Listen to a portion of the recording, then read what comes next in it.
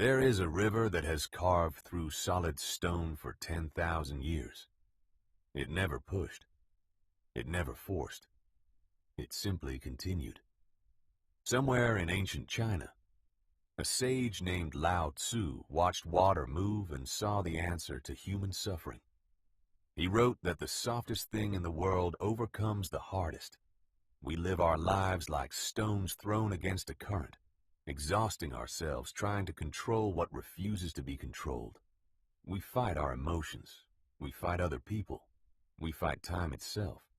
Taoism calls this resistance the root of suffering. The Chinese word is wu wei, often translated as non-action, though it means something deeper, acting in harmony rather than against. Water does not fight the rock. It flows around it, beneath it, over it, patient beyond measure. And in time, the rock yields, not because water was strong, but because it never stopped being water. This is the water principle, not passivity, but a different kind of strength, the strength of yielding without disappearing, of moving without forcing. Consider how much of your pain comes not from circumstance, but from your refusal to accept it. You grip, you clench. You demand that reality be other than it is.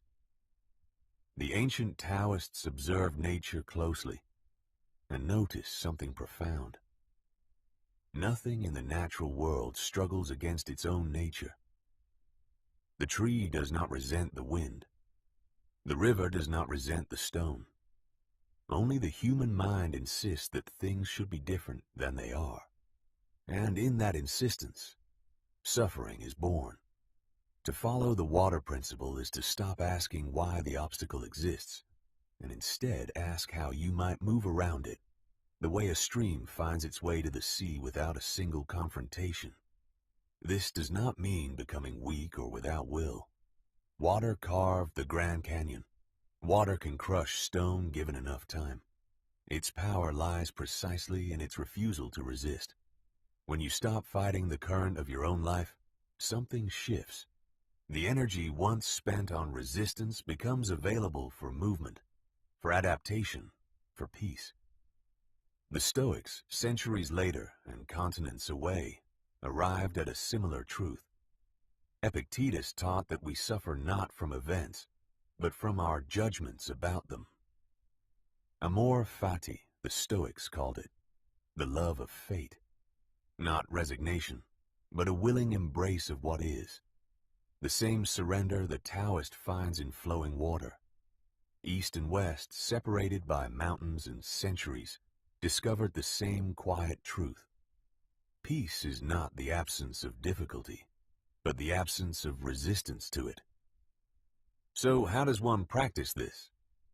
It begins with noticing where you grip. Notice the tension in your chest when things don't go your way, the clenched jaw, the racing mind. Then, like water meeting a stone, soften. Not because the obstacle disappears, but because your relationship to it changes. You flow around what you cannot move through. This softening is not weakness. It is the quiet intelligence of adaptation, the same intelligence that has let rivers reach the ocean since before human memory began. Lao Tzu wrote, "Nothing in the world is as soft as water, yet nothing is better at overcoming the hard and strong."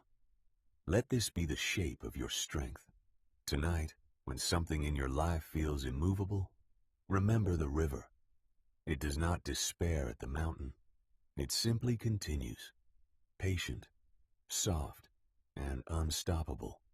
You do not need to conquer your life.